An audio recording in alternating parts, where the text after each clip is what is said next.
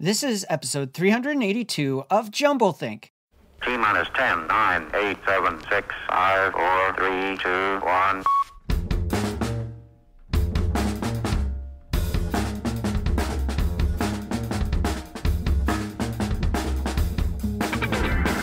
Welcome to Jumblethink, where we interview dreamers, makers, innovators, and influencers all about their journey of turning dreams and ideas into reality. Along the way, we're going to share some tips on how you can turn your own dreams and ideas into reality too. Our guest on today's show is Todd Eckler. More about Todd in a moment. Whether you're a new listener or a longtime fan, if you've never subscribed to Jumblethink, now's the time to do it. Head on over to wherever you like to listen to podcasts, search for Jumblethink, and click that magical subscribe button.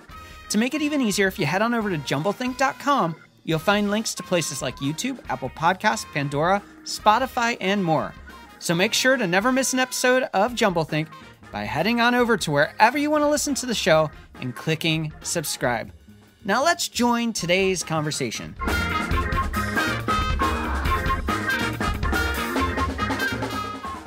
Hey there, friends. Welcome to Jumblethink. My name is Michael Woodward. I am your host. We have a really cool episode lined up with Todd Eckler. He is on the team over at Piezo Motion. They're doing some really cool stuff over there. Now, I know right now most of you aren't going to know what they do. They work with micro engines and pumps and how that works in the world of medical and robotics and drones and smart homes and a lot of emerging technology. They are one of the driving forces to reinventing how we use this hardware piece in our software. They're partnering with lots of cool companies doing crazy things. So let's go ahead and join the conversation we had with our guest today, Todd Eckler, and learn more about what Piezo Motion is doing. Todd, welcome to Jumblethink. Thank you, Michael. Pleasure to be here. Super excited to be talking to you about what you are doing and what the company is doing, because we're all about innovation and you're taking a really unique approach to do that. Yeah, so we are playing in the precision motion space, and we've developed the quintessential better mousetrap for the industry. And so we're taking technology and science that's been around for century or so, but been able to modernize it through some innovative science, some proven applications, and to be able to create a next generation motor that's going to help drive a lot of the things that we're seeing in the industry today, where we need things to be smaller, lighter, faster, portable, where the current technology just runs up against limitations. Now, a lot of our listeners aren't going to be super familiar with what you do or the company for that matter. Tell us a little bit about, you mentioned engines and tools that you're making smaller and smaller. Talk to us a little bit about the applications of what you're building and how it impacts the world around us. So we're building the motors that are going inside next generation devices. So, we play a lot in med tech space. So when you look at, for example, wearable or portable drug delivery or portable data capture and information, what we've developed is the ability of being able to deliver very precise, smooth motion with very little power in a small footprint. And what that allows you to do is to be able to put that into a package that somebody could actually attach to their body and give a consistent, high potent dose of a therapeutic drug for them when they need it, or continuous on demand, and to do it without kind of interrupting their life. So there's a lot of applications for those, and really where we're focused on is that need for quick action, precision, small footprint. In the world of technology, which is a world that I play in, you hear a lot about the software side of things. You hear a lot about development and applications and software as a service, and yet there has to be hardware that software mates with. You're on the hardware side of things, right? Well, yes. I mean, we talk about this from the hardware perspective, but it's all intertwined today. Okay. And so my background comes from decades in software and software as a service, and the luxury that we have on the software side is that you're only constrained by your ideas and processing powers. So you have infinite number of precision that you can develop. You have an infinite amount of analysis that can be done rapidly.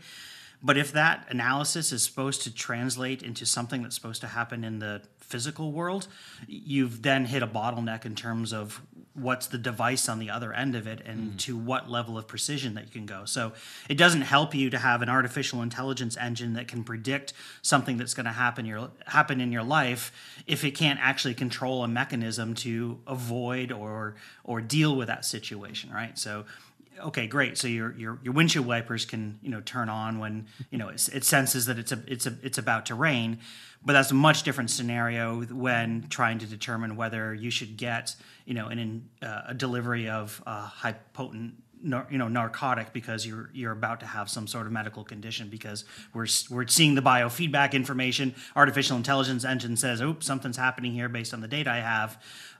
So we're developing that precision hardware so that we can actually affect change or take action on the world that's ahead of us on the software side, because they're just not constrained the same way. Well, I think that's the interesting thing here is that, there's a lot of technology that's being built right now, both in the hardware and software worlds, but a lot of it impacts our lives to make it better. It doesn't just impact our lives like yours does. It does make our lives better, but yours also is about the difference between life and death at times. Absolutely, yeah. So when you start thinking about robotics and precision robotics and looking at surgical robotics, one of the reasons why you want to introduce robots into the surgical process is because you can make prescriptive movements. Mm-hmm. When those movements have to be determined based on what's happening in real time with the patient, the diagnosis of what's happening, all the information that's happening at the environment at the same time. If you are off by a percentage in what you're telling that motor to do, then yes, it could be life or death, or certainly severely debilitating. And this also comes back with the same kind of feedback loop too. So one of the things that we've implemented as part of our strategy within the technology is it isn't just enough to be able to say, okay, well, move this from point A to point B. It's to also capture the data of, okay, I was asked to move to point A to point B. How close did I get to B? Mm-hmm. And how long did I stay at B, right? Because then this is generating data that's coming back to it. And so you can start to get a profile of how that motor is operating within the environment under the conditions it's asked to perform. And then you can start to make, again, the software can start to use that as analysis to find maybe more efficient ways, right? I tell you to go A, B, stay at B, go back to A. Like, well, maybe I don't need to move you back to A because 99% of the time you go to C or something like that, right? So it's being able to get that kind of feedback that wouldn't necessarily be thought about up front, but comes after capturing data when things are happening live in the field. I want to step back for a moment. We're going to get back into the technical aspect of what you do in a few minutes. But before we do that, I want to step back and hear the origin story of Piezo Motion. How did this company come to be? So this has been an evolution of the company. We've just rebranded our name to be in line with kind of the market and the science that we're going after. But the history of the company is developing highly precise, very unique motion systems, right? So think about motors that would be used in in aerospace, where you just need 10 of them, but the requirements are so unique and need to be so performant that you go to the best of the best in the world, which basically represents our team. So we've got the scientists that literally wrote the book on this. We've got the execution. So we've got the street cred in terms of being able to do it. What happened as part of the growth of the company is that where opportunity meets understanding and taking action on it, there was a project that the team was working on, had some breakthroughs on the science side, and said, look, I think we've got an opportunity to disrupt the marketplace that it is today by being able to bring this level of precision down to mass market, where it could actually be used and be affordable to be able to put into, consumer-based types of, applications, where that level of capability was only at the very extreme. And so that's kind of where we're playing, and where the evolution of the company is that we've produced when I describe the better mousetrap, is that we've produced a new precision motor that's using a different set of science and technology, which I'm happy to get into, that's saying that you can get 100 times more precise with lower power and a smaller footprint, with a better lifetime usage. Now, these aren't motors that are used for everything. This isn't about spinning the fan that's keeping you cool at night, or Right. driving your remote control car. This is motors that are going into controlling mirrors that are shooting lasers thousands of miles, where moving a micron makes a difference.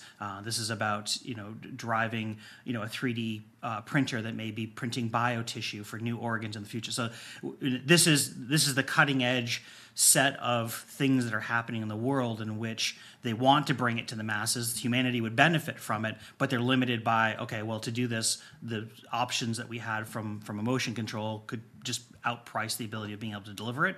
And that's where we've cracked that nut.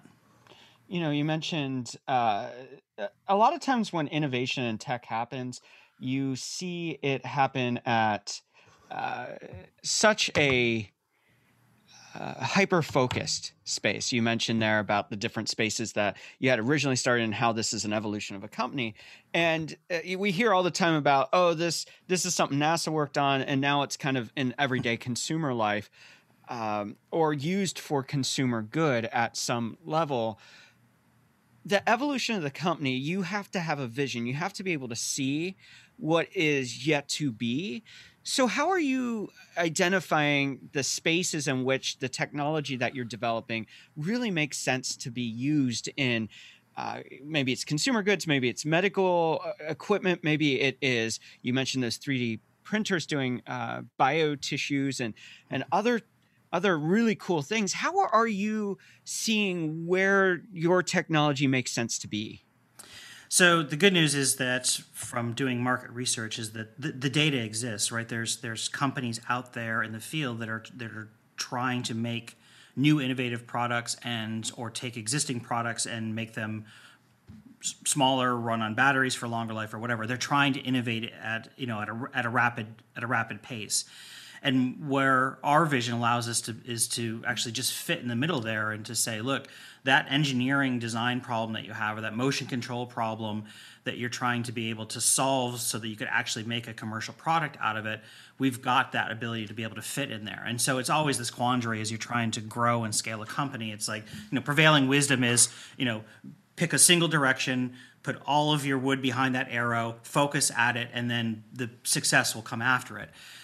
That's great, except when you're playing in an environment where you can see so much success that's happening with little effort to be able to spill over. So what we have is kind of what I would describe as a bullseye kind of approach, where we're throwing a dart at a dartboard where we know there's low-hanging fruit, especially around med tech. As we get into wearables, and we get into drug research and delivery, everything about that screams precision and accuracy and consistency is key, right? So those spit out directly to our kind of key value propositions. But as you're going after that individual market, the properties in which you describe and how you solve it, other industries that are kind of those outer rings of the target or the dartboard raise their head up and say, oh, can your product solve this? And through our partner networks and the people that focus in those industry verticals, we're able to take the core set of technology, the core platform, and make it applicable there without diluting our overall focus in terms of where we're going to be able to win and grow and scale. So you talk about the core platform there. You talk about the foundation building blocks of how you take your tech and apply it to different spaces. MedTech is such a wide space. It could be applied to vastly different spaces, massively different technology. How much of the research and development process that you're doing is able to take things that at the core are very much uniform across the different spaces and reutilize that? And how much of it is this is the core philosophy and now we're applying it to a different tool? So we have to build a different motor, we have to build a different technology, a different pump, a different system that integrates into this tech. So we approach it like a platform play, and so it's easy for me to describe it because in the software world, you would say I'm going to architect a platform as a service, and I'm going to build my other software components on it, and there's going to be an integration through an API. Mm-hmm.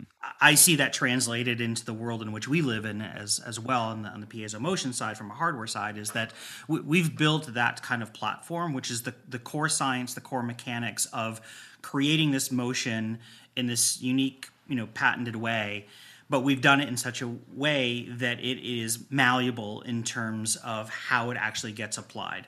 So the form factor in which it gets, used in, its specific way in which it, connects to the devices that are there, those are all ways that can be enhanced, modified, or the OEM customer that has an application can take the pieces and parts and work together with us to be able to assemble those. So when we look at it really from a platform side of things to say, okay, well, what can we do here from an R&D perspective? How can we get more power out of this? How can we get more precision? How can we get more speed? How can we reduce the size, and how can we reduce the energy consumption? So if we take all of those things into account, and then we can get it into the core components of the motor, then we can build the other things around it in terms of what is its shape, what is its form, how does it actually connect up with the other devices that are around there. And so if you look at our overall kind of platform, you can see that there's 12 platform motors that are there.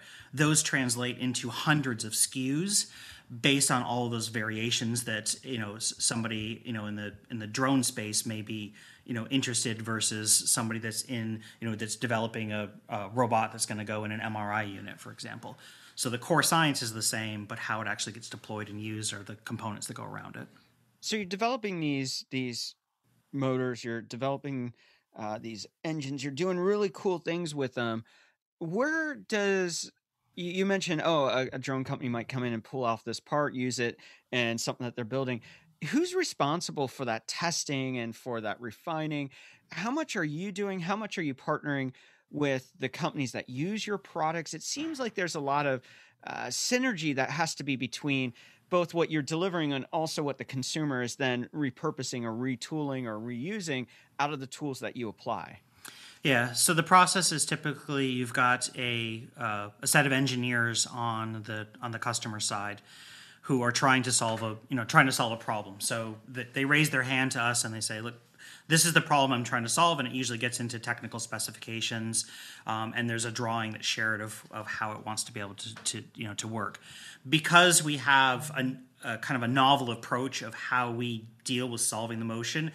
It's an opportunity for us to educate that, okay, the way that you were thinking about it in terms of using traditional motors, you don't need that gearbox, you don't need that electric brake. You can go with a direct drive mechanism. You can use linear motion instead of rotary motion. So what you would have been constrained with in terms of what have you learned in school, combined with the practicality of other applications that you've worked on, right up front, as you talked about, it's kind of an education process. So we do find ourselves in that kind of design aspect together with them, but it's from an educational perspective because there's the other benefit of this is that although we talk about this from being highly scientific, the interface to it is very simple. The motor itself is very simple, seven parts to it. So that design allows the engineers to be able to wrap their heads around it very quickly and start to collaborate. Where another third party may come involved is when they start to get into, okay, well, we're going to go from a prototype stage. We need to do short run, production. We need to get FDA clearance. So there are, multiple different parties to come in, but a lot of that aha moment comes up front when we're going through that kind of education phase. We're going to take a break right here, and in a moment, we'll be back to continue the conversation with today's guest, Todd Eckler.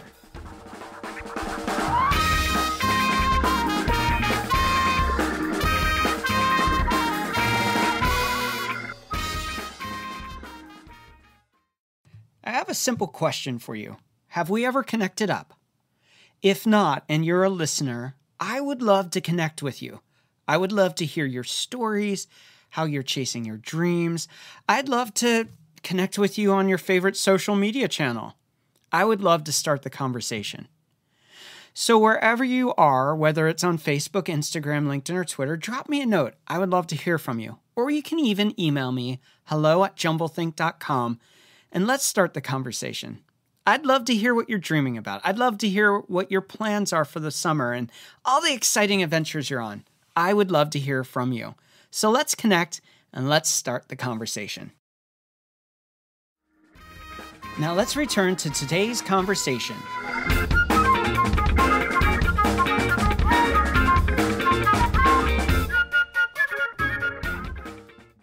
It sounds like part of the issue here is awareness of what's possible, right? And that there are going to be a lot of businesses that go, we wish we could do X, Y, and Z, or we have a concept to do X, Y, and Z.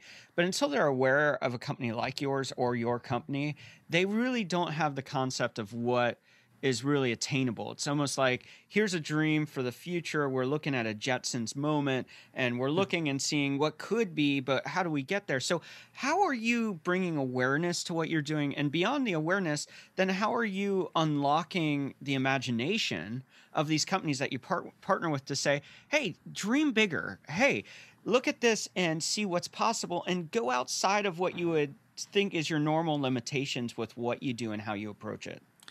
So it's very much a grassroots effort.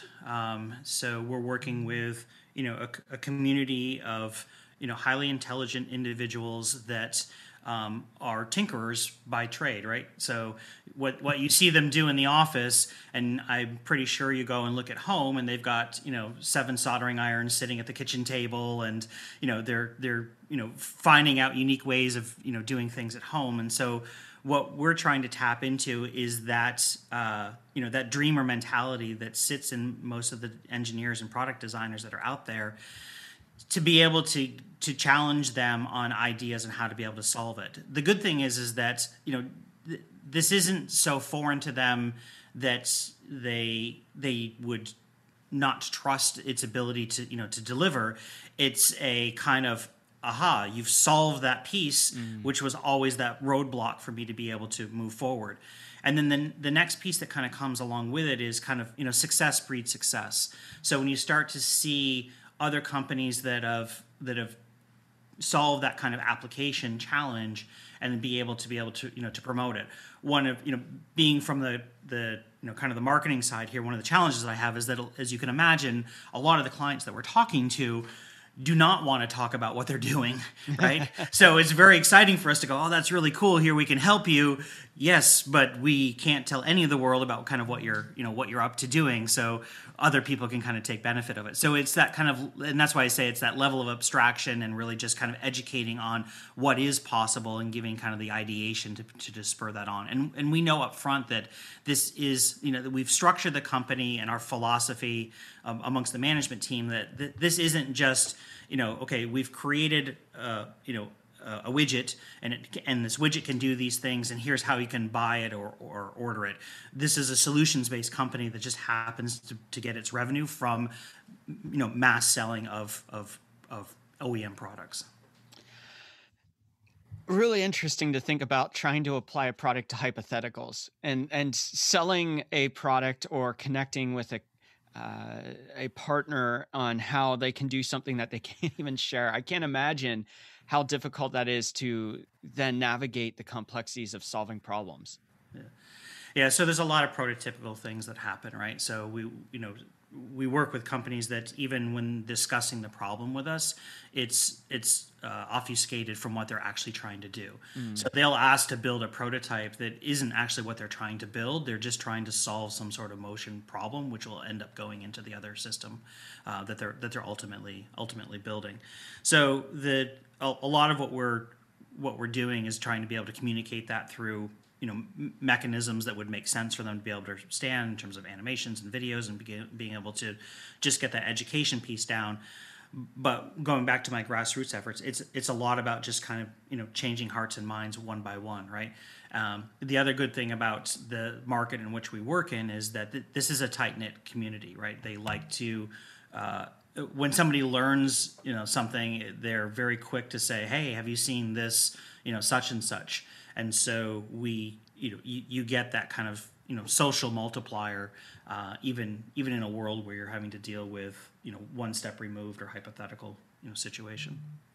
Innovation's often expensive because there's a lot of that research and development, and you mentioned early on that you were doing things as a business that were hyper focused to a specific industry, to a specific problem, to a specific issue that you were facing.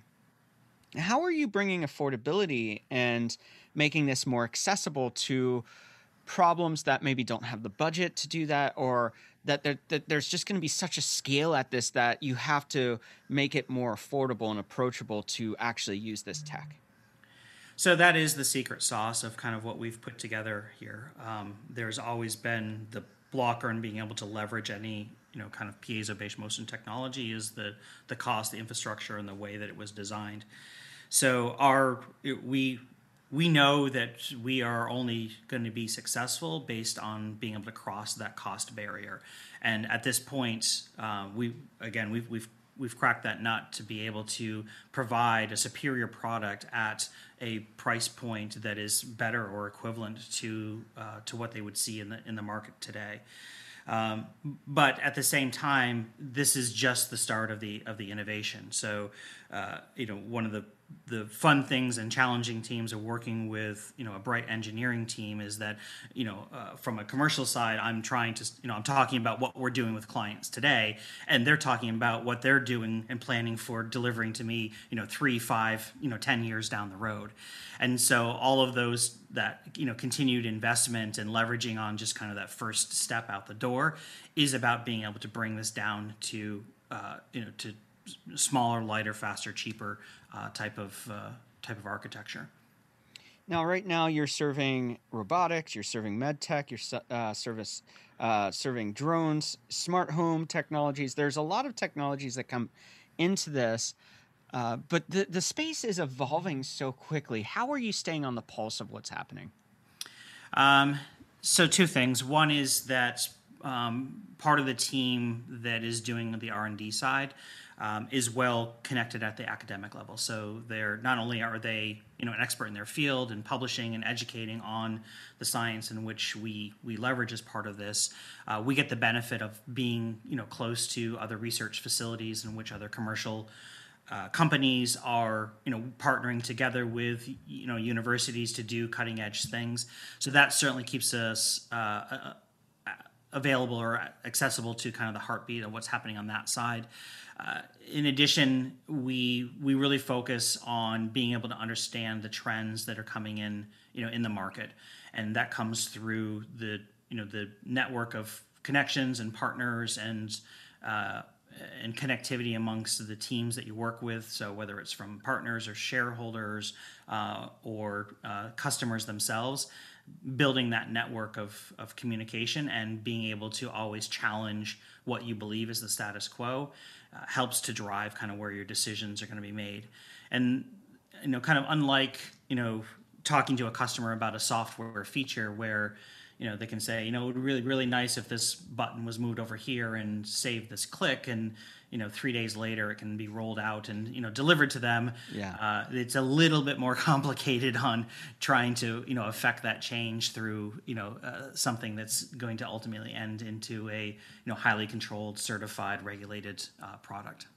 A lot of what you're building is micro in scale when it comes to the actual device size, but the innovation's pretty large. So you're having to address both large scale innovation and awareness and bringing products to the market that reinvent how we approach specific problems, but you're also micro innovating and tuning. You mentioned that there are 12 or 7 parts of a lot of these motors. So how are you tuning at the micro level while both bouncing the macro evolution of technology through using your products in the industry? It really comes back to solid product management and really adhering to the the philosophy and the rigor that comes with how do you do product innovation, how do you roll out those changes, how do you be able to understand what the impact is going to be. And our organization is no different than others at our size and stage and opportunity. You're always weighing one investment over its cost and its opportunity cost, and being able to balance those things out, and having that rigor, that process, and also, frankly, having a team that's kind of been there, done that, allows that decision-making process to be efficient and done with confidence, so that we can kind of see the reward as it starts to happen, weeks, months, and years into the process. You guys are solving some really unique problems. You're giving tools that make a world of difference in so many different spaces. We have a lot of listeners to our show who are startup founders. They're early innovators. They're rethinking and shaping our approach to many of the ways we approach, whether it's business or entrepreneurship or education. We talk to a lot of different people, and I always want to bring it back to them and make sure they're getting some takeaways they can apply to their lives today. As a company that innovates at such a high level in spaces that are going to radically shape our world, what are tips that you would give them to approach innovation, to approach rapid change in spaces that really matter? So I think it comes down to creating the structure to be able to evaluate the changes that are happening. And whatever you're seeing today and the speed that it's happening, just know that it's going to come at you at an exponential growth and speed. And so if you don't focus on the fundamentals from an operations standpoint to manage the business that you have at hand, at the same time of being able to create the rigor of how you make decisions to plan for the future, you'll find yourself looking in the rearview mirror and wondering how you got to this piece, and why somebody else who had the same knowledge that you did at the time took that opportunity. I think there's also an important aspect here, and I've seen this through my career in companies, is that if you were an early kind of forging ahead and cutting a new industry, that you're always you're seen as this leader, and you're innovating fast, and you're moving forward, and things are going at a cycle. There are other companies that step into that space designed to be able to disrupt what you've done. They don't enter in the beginning because that's part of their business model and how they get into it. And to be able to say that, okay, well, I've got 3 years of innovation ahead of other companies that are coming into this, isn't a fair measuring stick to be able to use, based on the fact that you've already solved challenges that they are the beneficiary of. Yeah. And so whether it's new team, new dollars, that creates a situation where you can be too comfortable in the position that you have, because that can also evaporate very quickly. And so getting back to looking at the decision-making process that you had in the early days to be able to make those innovative decisions, why not apply those same rules to where you had today, as if you were starting, from scratch and reinventing? What would you do if you didn't have to worry about kind of the legacy engine that you've already started with? So it sounds like what you're saying there is that when you're inventing or innovating or creating in spaces, you can't get comfortable just because you have been down the road a little bit further than others. Others can come in quickly and radically reshape the space that you built. So you have to stay nimble, you have to stay aware, and you have to take the same approach that you built your business to continue the success of the business. Correct. Yeah. And it's easy to say, it's very hard to do, because you now have an operating company, you've got customers that have new demands on you, you've got new ideas and new opportunities in front of you. And so it is something that has to be from the top and has to be prescriptive to be able to stay on top of it. There are going to be people listening that may be thinking, what Todd and Piezo Motion are doing sound like something that might work for a project I'm working on. What are the best ways for them to find and connect with you and the business? So there's a wealth of knowledge on our website about the products and kind of where they play and what they're capable of being able to do. There's support material up there, so that is likely the first source of information. And then we have a team here that's designed to be able to just brainstorm ideas with companies. So just reaching out to to me or to any of the contact forms that are on the website. It's one step away from getting to talk to a knowledgeable engineer or design consultant that can help you brainstorm your design or motion challenges. We're going to put the links in the episode notes, so it's going to be easy for you as you listen to just click on those and begin the process of exploring. There's nothing wrong with listening to the conversation and looking through the website and see what's going on at the same time. So go check that out as you listen to today's conversation. We're going to take a break, and when we come back, we continue the conversation with Todd Eckler from Piezo Motion.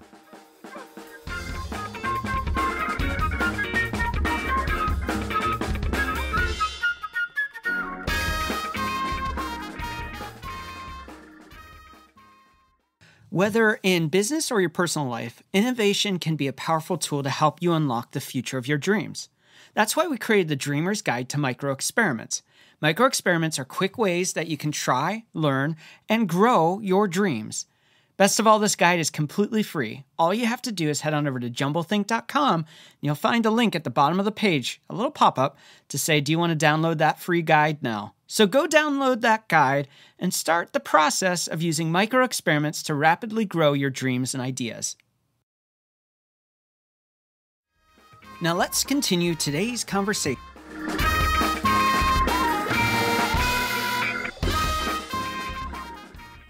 We are back with Todd Eckler. All right, Todd, I want to unpack this just a little bit further.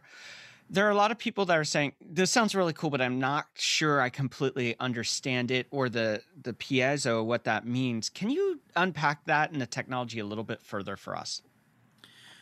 Sure. So the first is that, most everybody has had an opportunity to work with a piezo crystal. So if you have a gas grill and you've ever pushed that red button and you've heard the pop and a spark happens, you've used piezo technology. What's happening in that situation is that when you push that button, inside of that canister is a little tiny crystal, and you are compressing it. And by compressing it, it's generating energy. That energy is then what creates the spark. So how does that work from what we do with emotion? The interesting thing is that you can actually do the reverse process, and that's in fact what it's called, the reverse piezo effect. And so in this case, what's happening is that when you supply energy to the crystal in appropriate form, you can actually get the crystal to change shape. So what we talked about with the gas grill is changing the shape of the crystal to generate energy. The reverse process is to put energy into the crystal and get it to change shape. And so that's what we do. So when we apply energy to the crystal, we can actually get a small piece of that to make a motion. And we make very simple motion, up, over, down. And by doing that, you can kind of visualize that if you had, your little point that's sticking up and it's pushing against a rod or a board, when you push against it, you've made contact, you move, which the friction will push whatever you're touching over, and then when you come back down, you just repeat that process, at a high speed. The cool thing about what we're able to do in this situation is much different than what we would have, you would have learned in, 8th grade science and wrapping coils around, a nail and attaching it to a battery and creating a magnet to create motion, right? This is much different technology, and it affords some huge benefits. One is when you want to stop an electric motor and have it hold its place, you're keeping energy there. You've got to keep it, not moving by applying energy to it, or you have to have another component which acts as a brake. Mm-hmm. In our environment, when you take power away from it, that crystal, if it's touching the piece that's moving, that friction will keep that piece from moving. So zero energy kind of holding power. And so that's a big benefit. The other thing is that precision. So in what we had referred to as kind of the traditional precision DC motors, in round numbers, if you had a dial that's turning, a rotary motor, you would be able to make about 30,000 steps in a traditional motor. Wow. And so while that may sound like a lot, it doesn't actually get you to a level of precision and fluidity that the industry needs. In our rotary motor, we take that 30,000 and it goes up to 660,000. It goes up so precise and so small that if you actually were to run the motor at slow speed, you wouldn't see any movement visually. You'd have to look at it underneath a microscope. Wow. And so now when you have that level of control, you can start thinking about doing, incisions and operations at, smaller than a human hair. You can talk about, moving a droplet of fluid that is, as small as the tip of a needle and doing it consistently. That's what this science and technology brings to the market. For me, where I always think of piezo is guitar pickups. Sure. Is that the same kind of technology? Is it just applied to a motor type technology instead of a transducer of some sort? Exactly. Yeah. So piezos are used in lots of different places. So you'll see them in cell phones and speakers and guitar pickups. Exactly. So it's that same principle that's being applied, and that's why I said the science has been around forever. But the application and the secret sauce of being able to how to actually control and manipulate it, the science, the algorithms to get it to do what you want when you want it to do it, is what we've been able to package and put together. I think a lot of people, we always hear about the microchips in computers, and we always hear about different parts of the mechanics, but this is a piece that seems to be a little bit more obscure in kind of the common dictionary of people, realizing that it's being used in so many different facets of life. Yeah, it's not something that we talk about, right? And nobody goes to the guitar store and says, so what version or what manufacturer of the piezo crystal are you using as part of that pickup? It's just it's a level beneath that, right? Yeah. And so you've hit another challenge as we talk about how do we evangelize this and talk about what we're doing, is that the vernacular isn't commonplace, and how you talk about it and what's being used, you've really got to kind of go back to square one and say, even for individuals that are in the know and were taught about this in their physics class or in electrical engineering or wherever they're getting introduced to it, it's really kind of resetting that. So we've talked a little bit about this technology. You mentioned medical. You mentioned that there's industrial use. There's avionics usage of this. So what are the spaces that you feel like are underutilizing this technology, that there's the future of opportunity there? I see a big piece in wearables. So a lot of what we're talking about today from wearables is about data collection, but there are things that we do that would be nice for us to be able to have motion to. So, you could, envision that the glasses that you're wearing, are adjusting themselves to certain situations. They may be, prescription or therapeutic lenses that are helping, individuals that have specific eyesight ailments that can be adjusted, but those are normally stationary types of things. But if we can provide motion to it, and the challenge with being able to provide motion to that is that there's environmental variables. You're moving your head, things are tilting around. But if you can work at speed and precision, like we have devices now that know that you've tilted left 13 degrees at this acceleration speed. You can create reverse motion profiles that will adjust for that. So obviously I'm talking highly theoretical, but there's a huge opportunity, a huge investment on the wearable side, that we can now be able to create things that can actually create motion that aren't just kind of gross motion, but actually precision motion that will either help us from a quality of lifestyle type of thing, or be augmenting us in terms of human assisted robotic activities. So where there's an individual involved, but there's a device in which they're is attached to them that they're operating. The motion that's actually created is done by both the human and the software, and being able to actually execute that in a specific situation. So the cool and exciting thing about this is that there are so many areas of opportunities in which this is going to have an impact, and that's kind of why at the top of the discussion I phrase this as this is disruptive, right? So my hope is that as as we do things, these discussions, and people start to go through that, when we look back a couple of years ago, it's like, oh yeah, of course I'm using, a piezo motor in that. That's what it's designed to do. Wow. I had no idea how far this technology was being used. And beyond that, I didn't have a full understanding what a piezo motor was or how it was used in motion. I just find that really fascinating. And your reaction is very similar to when I have those conversations with a lot of people, is to say that was not something I knew I needed to think about, but now that I've thought about it, that's pretty cool. Yeah, definitely really cool. I'm excited to watch what happens with this, with your company and with where you take this. It seems like it's really truly an endless journey of possibility. A little Willy Wonka in the electronic space. I like that. Yeah. So we need the Wonka Vader elevator to take us to the next level. I love it. We're going to take a break right here, and when we return, it is rapid fire questions.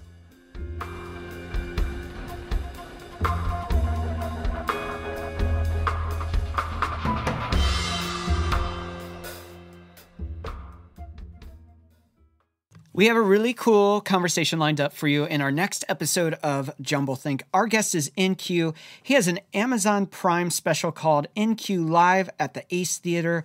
He is a poet, a multi-platinum award-winning songwriter, and an author of a new book called Inquire Within.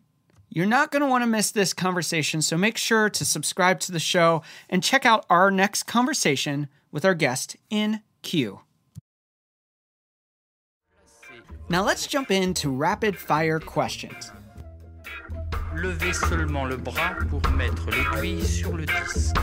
Mettez le contact, reposez votre bras et attendez. Restez calme pendant un... Well, let's take some minutes as we wrap up today's conversation to dive into some rapid fire questions. Okay, sounds good. As a child, what did you want to be when you grew up? I was going to drive a train. That's what my grandfather did. That's what my father did, and that's what I was going to do. And I actually wouldn't get away with doing that today, but actually had the opportunity in the summers to sit and drive a train with my dad. Super cool. If somebody has a big idea and dream and they don't know where to start, where should they start? The first place to start is by collecting your thoughts and just looking within your own resources. Yeah. The biggest thing that I think that distracts people when you have a dream and a vision is to either quickly try to get validation for it, or to try to find information on the web or whatever that reinforces your idea. But if you're truly dreaming and you truly have a big idea, what you're going to find are the things that are actually going to work against you. So it's important that you actually you self-challenge before you start to reach out to other resources. What's one book you think every dreamer or idea maker should read? Well, I'm into the kind of the psychology aspects of it, the human nature. So I like things like Blink, for example, and there's a whole human aspect to things that we don't understand. So as much as I'm talking about the science of software and piezo motors, at the end of the day, these are all all this energy is going to do something for humans, and how do the humans actually interact with that? And it isn't exactly as we would perceive it to be. Yeah. What is one trend you're currently excited about? Anything that's autonomous. So okay. that trifecta of being able to capture so much data, the ability to apply true intelligence and predictive analysis on that data that can affect a set of change to make my life better, to do things for me before I even knew that they needed to be done. For you, how do you personally define success? So that comes from a couple of different aspects. Success, I have a builder mentality. Okay. So it comes from being able to see the process go from ideation to other people and organization getting benefit from what we have built. If you can complete that loop, then the other things that may be yardsticks for success, money, fame, fortune, vacation, all those other things, either A, don't become as relevant as you thought that they were in the beginning, or B, become a byproduct of you doing that activity. What's one thing you wish you would have known when you first started out? That I didn't know at all. I think that's a lesson all of us can learn. So there's something to be said for, being naive and wide-eyed and going to conquer the world. There's another thing to be said that sometimes you want to take the counsel and advice of elders that have those scars that you will likely get and benefit from in the future. In our final rapid fire question, what is one dream you are still wanting to fulfill in your own life? The balance of being able to make more time. There are so many things that I know that I want to be able to do, and it's always balanced by the fact that there's a finite amount of time, and I haven't been able to solve that application yet. Todd, thank you so much for joining us today. What a fascinating company. What a really unique approach to problem solving. It's just been an honor to have you on the show. So thanks for joining us today. I really appreciate it, and thank you for the time. Once again, I want to thank Todd from Piezo Motion for joining us here on Jumblethink. What an honor to have him on to talk about this innovative company doing really cool things. Whether you think they're going to be a great partner or are just fascinated about technology and innovation, I would recommend go check out their website and what they're doing. Those links are in the episode notes. Once again, I want to remind you, our guest on the next show is NQ. It's going to be a really, really cool conversation. You're not going to want to miss that. And I want to thank you for tuning into today's show. I hope today's conversation has sparked something inside of you, has challenged you, has made you rethink what is possible. Only a few years ago, what Todd and their team is doing would have been impossible, and yet here they are creating it. So what are those impossible things in your life? What are the things that you're saying, well, there's just no way it's going to happen? Maybe it's time to rethink them. Maybe it's time to say, what if the impossible is possible? But it only happens if you take a risk. So my challenge to you today is simple. Step back, reflect. What is impossible in your life but the dream that's burning inside of you? And then let's see what you can do to make it possible. It's your turn. You've got to get out there, dream big, and change the world around you. Les mères de famille, les enfants, peuvent également prendre un moment revitalisant dans quelques mois, lorsque vous aurez bien saisi la technique et que vous serez maître de votre corps. Vous pourrez vous décontracter même en travaillant.